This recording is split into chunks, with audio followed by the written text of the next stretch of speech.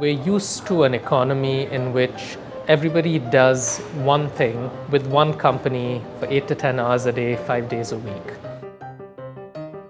We're coming to a really important time where resources are limited, populations are rising rapidly, and if we don't do something about it, our communities are going to break down. So we're facing a triple crisis of environment, economy, and social division. We can't continue with the economy that we have now. That is a bus riding off the edge of a cliff. It turns out Americans made more than $3.5 billion last year using some of the things in their everyday lives. People are making money on all the things around their home, going unused so much of the time. It's called the sharing economy, and tonight we're showing you the real money that you can make just by renting out what you already have.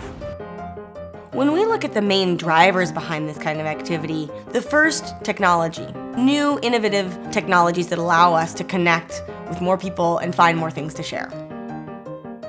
Secondly, a shift more broadly towards values that embrace openness, humanness, connectedness.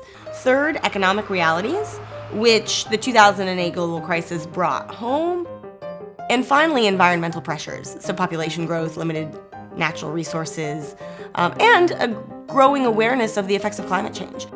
Sharing, does two things. It radically reduces resource consumption, and it can increase access to resources at the same time, right? So this is why it's share or die for us. We're in a kind of share or die moment.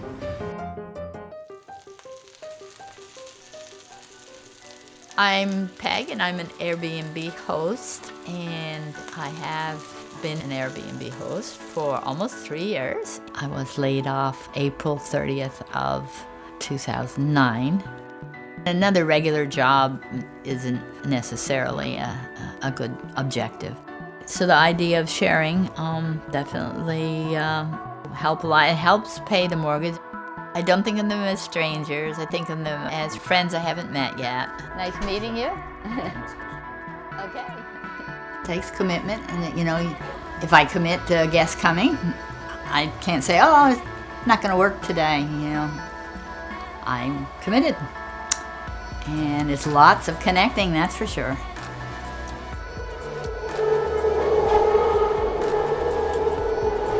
So I am not a professional chef. I don't claim to be at all. I don't charge what a professional chef charges. I just charge enough to cover the cost of ingredients. I was taught well. My mom is an amazing cook. Growing up around her and just kind of, following her trail around the kitchen gave me the confidence that you need. I'm just someone who really loves to cook and to share something I've created. You never know who you're going to meet, who's going to come through your door. It's fun. I enjoy it, and until I stop enjoying it, I'm going to keep doing it. People are sharing with strangers now. They're sharing their home, they're sharing their car, they're giving strangers rides, they're having strangers over for dinner. People are sharing money. You can actually start to ask people to invest in what you're doing. I just remember being like, yeah, we're gonna do a Kickstarter, and yeah, everybody's gonna love it, and we're gonna raise the money, and it kind of worked out that way. Thanks for watching our video. We're Alchemy Collective, and I'm Payam. This is James, Chris, and Rob. We will be the first worker-owned specialty cafe in California, and maybe anywhere. Just having that feeling that your ideas are important is really powerful, because you can watch people and how they interact with customers and how the customers interact with them. There's so much more mutual respect. So we can't take the same corporate forms we've always used and just plug the sharing economy into those. We need to create new types of corporations or adapt old types of corporations. Corporatize everything. It's about a revolution in the way that people share goods and services and the way they connect with people in their cities. I think we're really craving that. I think our generation is craving to be connected to other people. The sharing economy is a true movement, and I think it's a big economic and social trend. Seen those crazy cars that are out and about with the fuzzy pink mustaches driving around town? It's a new rideshare company, and it's called Lyft. You guys are in the world famous hip hop Lyft tonight. I host a hip hop trivia game in my car with my passengers, and my passengers actually compete for prizes from me. I'm a father full time, and basically I'm just trying to get my stuff popping. Who knows what's gonna come out of this, man. I'm hoping that great things come, man. now it's time to take a walk. My first single in like years. This is exciting right here. See, my song is called Fist Bump. You know what I'm saying? It's all about lift and hip hop lift. Diddy in my city, it's alright. I got my Lyft app and my smartphone with me. Open it up, request a ride. Driving 2 minutes away, and I ain't gotta stand on the street. LYFT, fist bump if you wanna ride with me. Swipe, I bet you wanna ride with me now. Swipe, I bet you wanna ride with me now. LYFT, fist bump if you wanna ride with me. This guy's bad. We love what's up. Hip hop lift, baby. Hip hop lift, baby. All right, This isn't actually a sharing economy. You're not sharing anything. You're exchanging money for a ride. We wouldn't mind the competition if we were all playing by the same rules, but they're taking our business that we rely on and they're just going out and skimming off the cream and taking what we need to survive. A new type of service that doesn't have to follow our rules, that's driving around, in fact, without proper and adequate insurance, that's leaving the public unprotected and at risk because they don't have adequate and proper insurance. Right now, we're in the midst of an intense housing set of challenges. We don't have enough affordable housing for everyone who wants to live here. And the idea that you could simply take off the marketplace rental units or homes that could otherwise be used to permanently house San Francisco families doesn't sit well with many of us. And so we're crafting legislation to really address that situation. It's just fills a different need for people. It's about community more than the food, I think. And if the restaurant industry is really threatened by that, then they're going to need to get more creative and find ways to incorporate that community aspect into their business, you know. Any new area that the shareable economy has entered is disrupting what has been an old way of doing things. Sort of 21st century disruptive technologies that are challenging 20th centuries of how people interact with each other.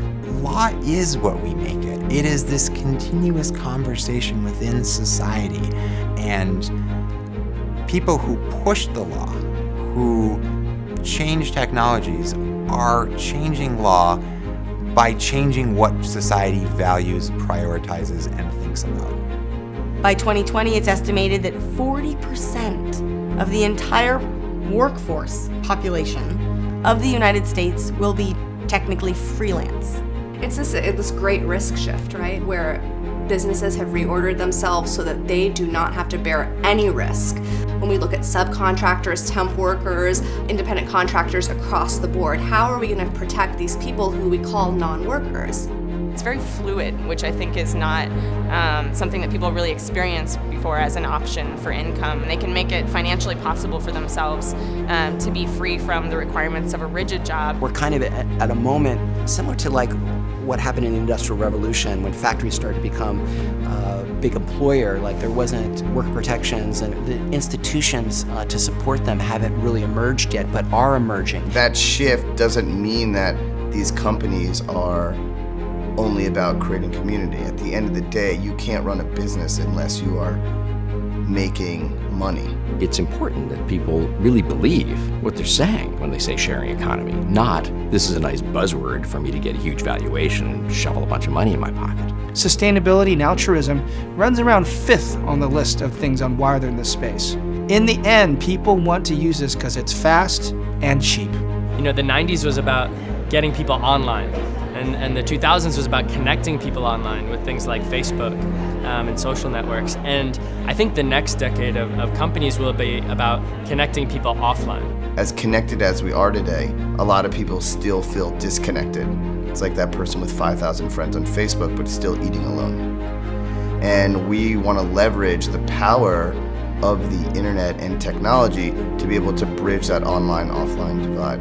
This isn't just technology-driven change or increases in efficiency. I mean, it's a confluence of a bunch of different factors. We've got the technology, we've got the economic drivers, we've got the sociological drivers. And so to me, this is here to stay, and this is going to be huge. I don't think we are even close to living up to our full potential.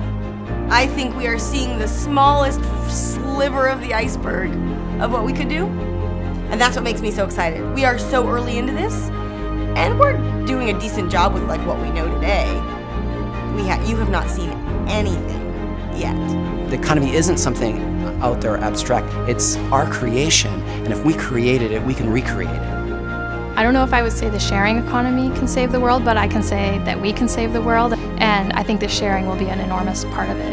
In the end, it's not going to be a peer economy or a sharing economy or a collaborative economy. It's just going to be called an economy.